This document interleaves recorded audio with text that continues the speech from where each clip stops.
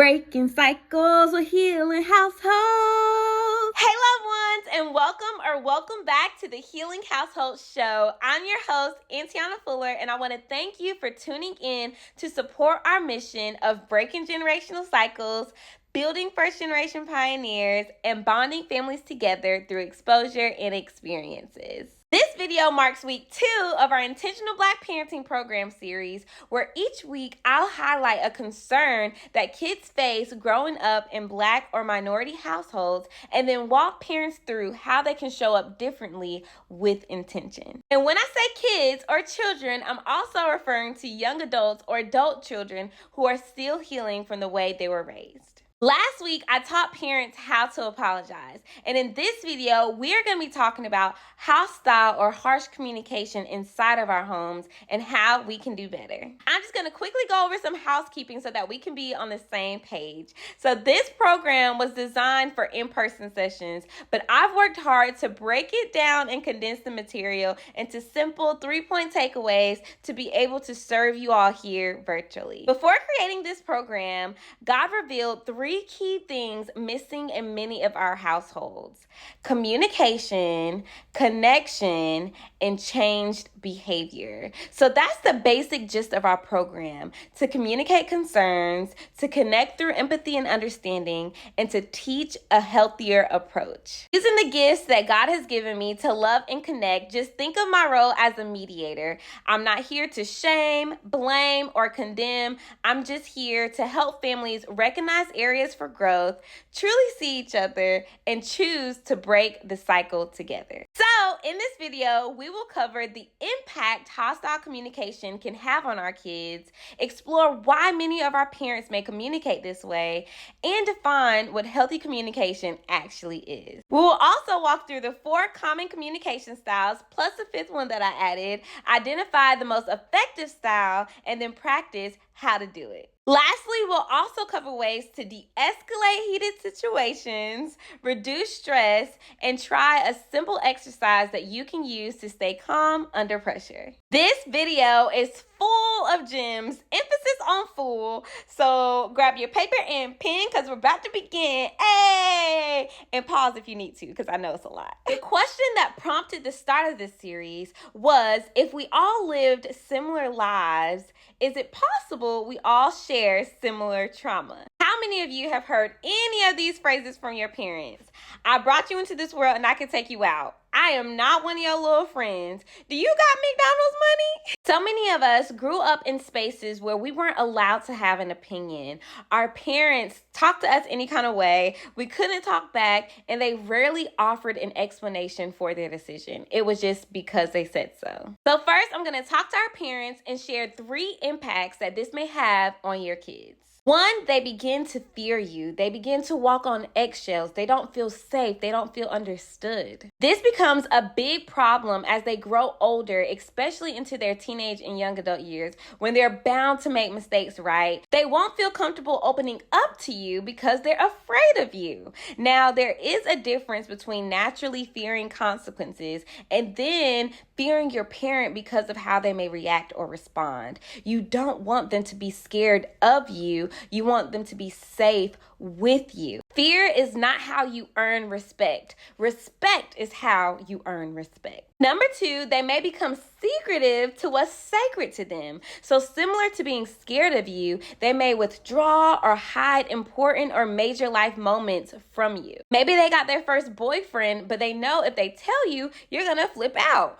Or maybe they got their first speeding ticket, and they know if they tell you, you're gonna blow up and make them feel even worse about their mistake than they already do. And that is why I'm here teaching healthy communication, because as parents, you don't want your reactions to be the reason you missed out on important parts of your kid's life. They need your guidance. They need your wisdom. They need you, but they won't feel comfortable coming to you if you've made it consistently clear that it's not emotionally safe to. Number 3, mask or model. And I spoke about this in last week's video, but I want to reiterate that children do what they see until they learn differently. They might model that quick temper and attitude with teachers, future partners, and even back at you if they're brave. On the flip side, they may become timid people pleasers who never speak up because they're always afraid that using their voice will trigger an explosive reaction, which is super sad.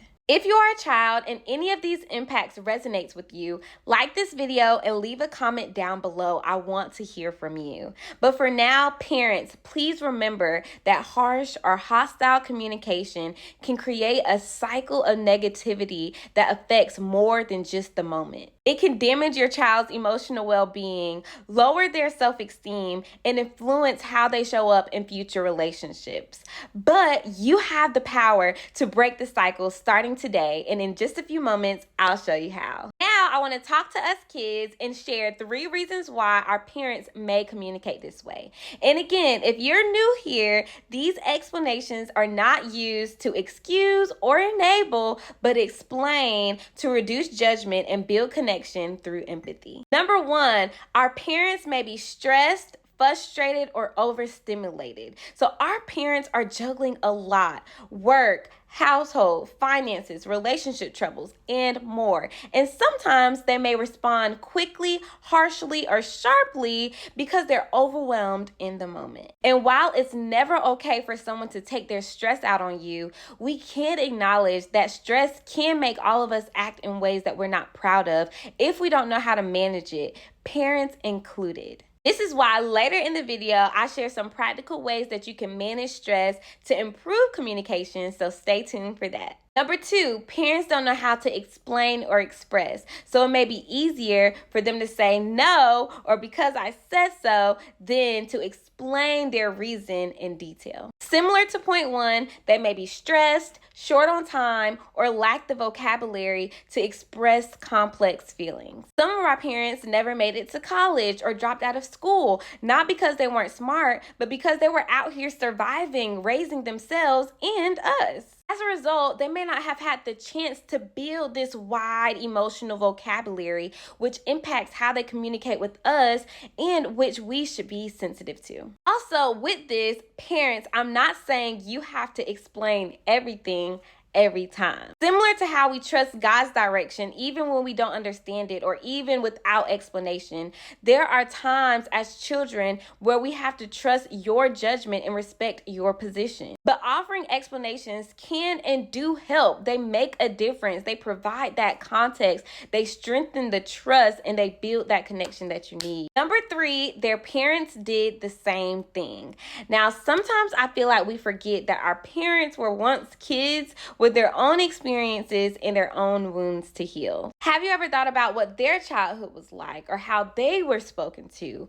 Oftentimes, they were treated the same way you were. And I know you're thinking, well, if they know how it feels, why are they treating me the same way? Why are they putting me through the same thing? But remember, breaking generational cycles first starts with awareness. Maybe they haven't fully recognized how their own experiences affect them, so they don't see the need to change. They are just doing what they've lived through without grace from others or tools to move forward. And that's where we come in. So parents, if you're watching this and any of this feels true to you, please like this video and leave a comment down below. For now, kids, just remember, understanding their story does not mean excusing hurtful behavior. It just means gaining perspective. It's like putting on glasses. With the right lens, you're able to see more clearly and discern accordingly. Now that we understand each other a little better,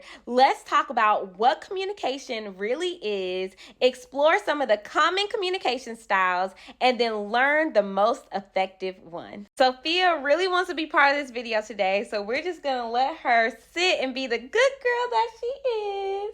Right, Mom? What is communication? Communication is a collaborative conversation with the purpose of connection. So let's break this down. Conversation means dialogue, a back and forth where both people take turns listening and speaking. Collaboration means you're working together. Even if you don't agree, the goal is to find common ground. And connection is the heart of it all. True communication communication isn't about getting your point across, but about building understanding and strengthening your relationship. This is important because if an exchange is one-sided or forceful, it's not a conversation, it's a command. If there's no effort to understand or include the other person, it's not collaboration, it's control. Communication is not about one person taking over and going on and on about how they feel and why they're right, and then shutting everything down before the other person even gets the chance to respond. That's not how our conversations should be. Not with each other, with God, and most definitely not in our parenting. We should not be talking at the people that we love, but with the people that we love. Communication is composed of 5 key elements: words, what you say; tone, how you say it; body language, how you approach; place, where you approach; and then time, when you decide to approach. So let's use the word "what's up," for example. It's a pretty neutral term, but can be communicated differently based on these 5 factors. What am I communicating? What's up? What's up? I'm screaming at myself, y'all. One was an invitation, the other was a confrontation. Here's another example using my body language. Okay, so this is me dapping you up. What's up? What's up? You know? And then here. What's up? You see the difference? Now let's think about place. So saying what's up in the church's parking lot after night service is very different than saying what's up in the club parking lot after midnight. And when you think about timing, think about like going on a date. So before the date, you can say what's up, and it might be all flirty and fun, like what's up? What's up with you, Ma? You looking good? Okay, I see you. Saying what's up after an argument might sound sarcastic or like you still got some beef you're holding on to. For example, hey babe, what's up? Totally different than date night. Totally different than date night. Where's the flirtiness? Where's the fun? Let's bring that back. One word that can come across in many different ways. So again, communication is more than what you say, but how you say it and how you approach it. Now let's break down the 4 most common communication styles, plus a 5th one that I added that relates to our experiences. And as I go through each one, I want you to think about which style sounds most like you. Ready? Let's go. Number 1, passive, or a style I'm calling people pleaser. So passive communicators don't speak up frequently. They may say things like, I'm okay, or it's fine. They are gentle, non-confrontational, and usually just go with the flow in order to avoid tension and conflict. Working on it though, improving. Number 2, aggressive, or what I'm calling hothead. Those with an aggressive communication style are the total opposite of those with a passive communication style. They don't mind confrontation. They are confident and tend to speak loudly and with force. But just because you're loud does not make you right. Okay, can I get an amen or a clock that? Sometimes they'll use sharp or commanding language to get their point across. So let me try. They'll say something like, don't argue with me, just do it. I don't want to hear it. No, hold on. I don't want to hear it. I'm sorry, I'm trying to have attitude. Either way, they shut it down, and they are the ones that can and will take it there. Number 3, passive aggressive, or what I'm calling confusion fusion. Those with this communication style are a mix between the first 2. So they may be passive with their words and their tone, but aggressive with their body language. So they may say or sound like this. It's fine. Or something like, no, it's okay. And the other person is left wondering like, wait, is it? Or is it really? Like, what? Huh?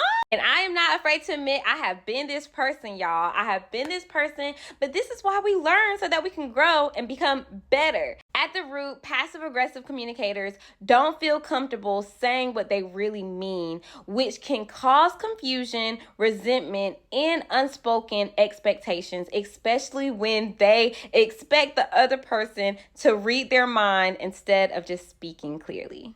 Which leads me to number 4, assertive, a style I'm calling the triple C, which I'll expand on in just a few. Assertive communicators are often confused with aggressive communicators, but there are key differences. Assertive communicators are direct and confident like aggressive communicators, but they come from a place of clarity and respect. They may say or sound something like this: I appreciate that, but no. Or, I don't feel comfortable with that. Can we try something else? Or, thank you, but I'd rather not. They can disagree without being disrespectful and know how to explain and advocate for what they want. Lastly, the 5th communication style I added is silence, or what I'm calling scissor happy. I call this style scissor happy because this person won't hesitate to cut you off. They won't yell or argue. They'll just go silent, and their silence is the message. These people may give the silent treatment, go in their room and shut the door, block you, or just shut down completely when things get tense. Sometimes it's used to protect themselves emotionally, but other times it's used as a form of punishment or to avoid hard conversations. Either way, this form of communication leaves a lot unsaid, literally, and can create emotional distance and disconnection. I have been here too, y'all. So when I say that we are unlearning, relearning, and in this together, I mean it. Now I want to hear from you. Which style are you? How do you typically communicate? Which style does your parents use the most? Comment down below and let me know. Now, from the conversations that helped shape this video, I've learned that many, not all, but many of our parents tend to lean towards the silent treatment or a more aggressive communication style. And let me be clear, this is not me co-signing the stereotype that we're just angry or aggressive people. I don't subscribe to that, and I don't believe that. I believe that many of us and our parents have lived through some very real, very hard, very painful things, and often the way we respond comes from those experiences. But my encouragement to all my people is not to let a hard life harden you, and most importantly, not to let that hardness spill over to your kids. But here's the best part about all of this. You're here, you're watching, which means that you care and want to change, you want to grow, you want better, and I'm here to help you do just that. So here's my next question to you. Out of all the communication styles that we talked about, which one do you think is the most healthiest or most effective? And I'll give you a few. Yep, you guessed it, assertive, or the triple C. So let's dig deeper into the qualities of an assertive communicator and then practice how we can actually start communicating more assertively, starting today. First, when it comes to assertiveness, you have to understand that this is a skill and not a personality. And because it's a skill, this is something that you can learn and gradually become better at with intentional practice. So let's get started. To become more assertive, here are 3 C's you must be. Number 1, confident. This doesn't mean being loud, it means being sure of your stance. Say what you mean and actually mean it. Number 2, clear. Your message should be easy to understand. Don't exaggerate, sugarcoat, or dance around the truth. Be direct, be honest, and be straight to the point. And number 3, controlled. This is the CCC. This is your ability to stay composed under pressure. Don't insult, embarrass, or play tick for tack. No, stay cool, calm, and collected. Another great thing about assertive communicators are that they are also active listeners. So not only can they stand in their voice, they honor the voice of others as well. Remember at the beginning, we talked about how a conversation involves 2 people where one person talks, the other listens, and then they switch. When it comes to listening, assertive communicators don't half listen like passive-aggressive parents, refuse to listen like those who use the silent treatment, or listen to respond like those in the aggressive communicators. They listen to understand and connect. And parents, this is so important because your children's voice matters too. We have to start listening and becoming curious about what they're thinking and feeling, not to become passive parents and let them do whatever they want, but so that our decision making can be based in collaboration and compassion rather than control. Their input gives you wisdom on how to love them better. So I encourage you to ask them, what are your thoughts on this? What can I do better? How did that make you feel? And actually listen. But here's the problem. You can't listen, let alone approach your kids with respect if you're stressed and overstimulated. So before we practice how to communicate, here are 3 tips on how to reduce stress that I'm calling the BBL, but not the kind that you think. Number 1, brain dump. Y'all, your mood follows your mind. We get so stressed because we're clouded up here. So to de-stress, we need to get clear. So in the mornings or whenever you need, grab a piece of paper and just write out everything that's on your mind. Dump it all out. Not only does this free up space in your mind, writing it down helps you process and prioritize. So even if you don't get to it right away, at least it's out. Number 2, breathe. We will practice a breathing exercise together in just a few, but I encourage you to try deep breathing throughout the day. Set an alarm if you have to. Breathing recalibrates us and calms us down. So even in conversations, try pausing to take a breath before responding. It gives you a second to collect your thoughts and respond with care and intention. Number 3, the L, laugh. The old saying is true. Laughter is truly the best medicine, and it's also a powerful stress reliever. So laugh more, and even better, laugh together. Laughter is one of the best ways to brighten your mood, soften the atmosphere, and break through the hardness that we sometimes carry in our heart. And again, sometimes we may mess up or respond in a way that we regret. And if so, go back and watch our previous video on how to apologize so that you can make sure you know how to do so. So let's pause and try a simple breathing exercise together. And all you need is you and your hands. So we're going to close our eyes, but I want to show you how to do it first. So starting at the palm of your hand, we're going to take a deep breath in, and as we inhale, we're going to trace our fingers up. And when we exhale, we're going to trace our fingers back down. And we're going to do it for every single finger. So breathe in, trace up. Breathe out, trace down. Breathe in, trace up. Breathe out, trace down. Okay, so let's close our eyes. Okay, deep breath in. Exhale. Inhale. Exhale. Inhale.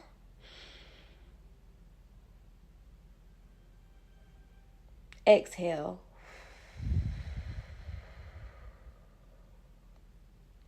Inhale. Exhale.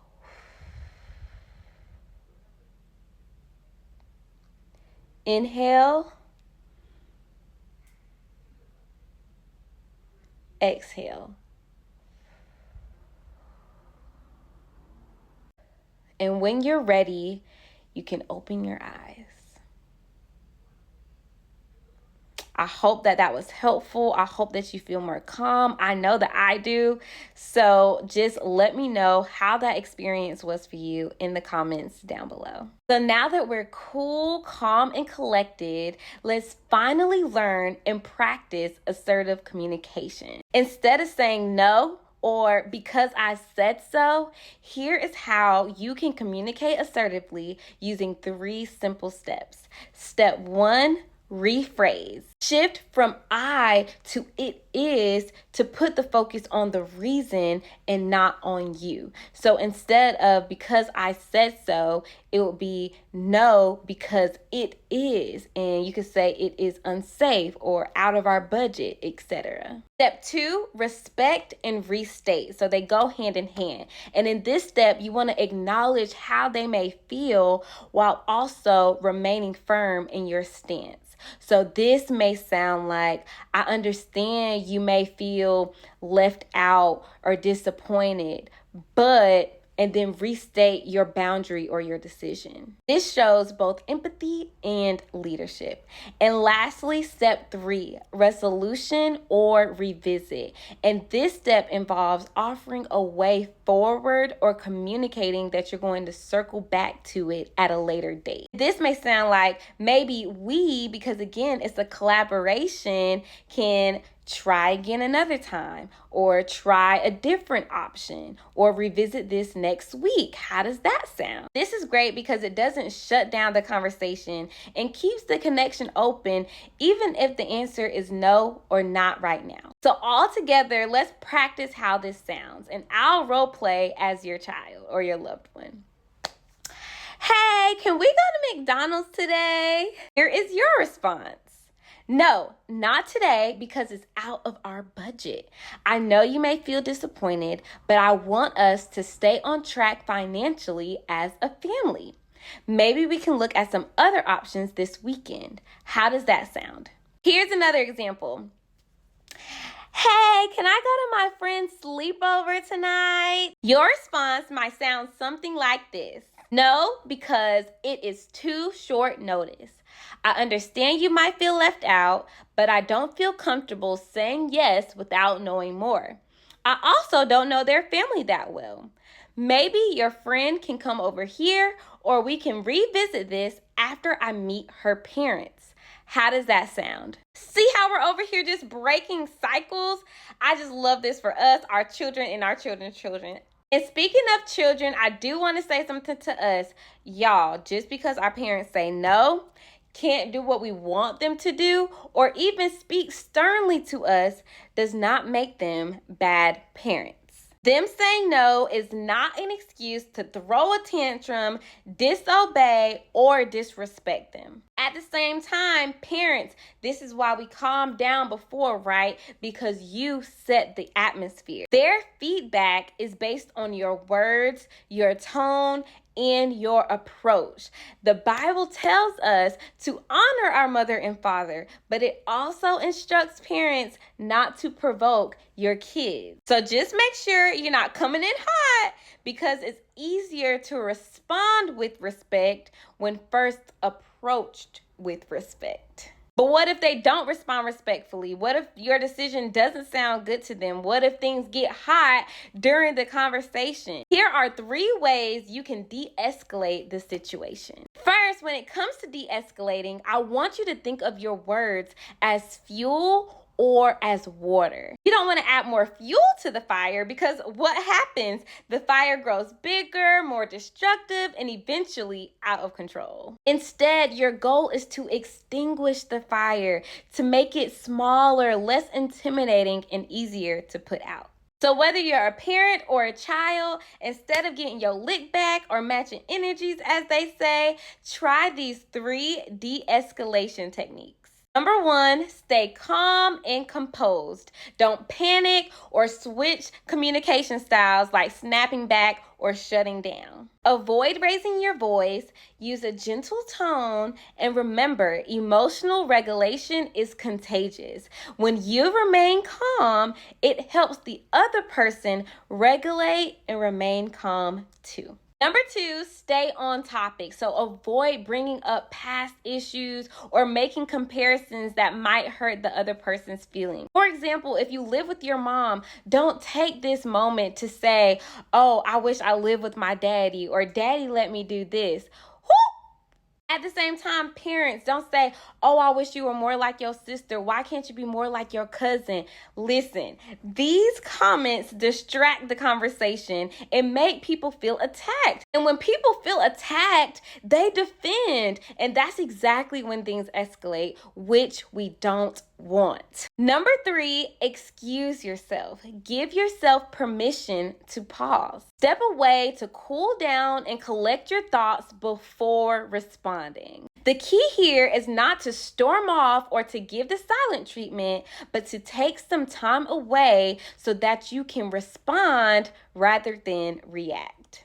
I know that this has been a long video, and I thank you all so much for staying and sticking it through. But before we close, I want to give some advice and answer a real question that may come up in real time as you try these tips at home. What if your parent, your child, or your loved one doesn't want to change? They're fine with communicating aggressively. They don't want to change their communication style. What can you do? The simple answer is to focus on you. Don't beat a dead horse. You cannot change an already made up mind or force someone to change when they're fixed on remaining the same. Number 2, don't become them. You've already seen how unproductive and destructive and hurtful it can be. So you choose to elevate above them rather than escalate and go nowhere with them. And lastly, don't shrink. Even if they make you feel small, know that you are mighty. Know that you don't deserve to be spoken to that way and that you are worthy of respect. Hold on to your sense of self and be the example. Model calm, model maturity, model assertiveness. For example, you can say, I don't like when you raise your voice at me. I understand you're upset, but it makes it hard for me to feel safe. Next time, can we talk more calmly? Clear, controlled, confident, and best of all, respectful. You can't control how people react, but you can control how you respond. But that said, use your discretion. You know your loved ones best. If being direct comes across disrespectful to them, then consider adjusting your words. But always practice sharing how you feel when you feel safe to do so. So what's next? You know I can't let you go without giving you homework. So here are 3 things that you can do right after this video ends. Number 1, cut a stressor this week. Oh my God. Cut a stressor this week. Pick one thing that's weighing you down from being the person or parent that you want to be and make a move to change it. Whether that's setting a boundary, making a phone call, or ending what no longer serves you. Life is too short to be in anything that we can change. Number 2, rewatch this video or study your notes to practice assertive communication, remembering that it is simply clear and confident explanation with emotional regulation. Number 3, comment down below your biggest takeaway and share this video with another cycle breaker that you love. I hope that you enjoyed this week. Next week, we are going to cover the concern that Black parents do not support enough financially. Now, this is coming up a lot for our young adults and adult kids, so we're going to talk about it. Are our parents helping too much or too little? Is there a cutoff age for parental support? And how is all of this impacting Black generational wealth? Y'all, I am super excited to bring healing and understanding to this topic, so please be sure to subscribe right now so that you don't miss a thing. All right, loved ones, it's time to go. I hope you learned and enjoyed the show. Like, subscribe, and comment below, and we got Cash App if you led to sow. Stay tuned for what's up next in store. Videos to help you learn and grow. Thank you to all my sis and bros. I love you, and God loves you even more. I love you so much, and I'll talk to you next week. Mwah! Yeah.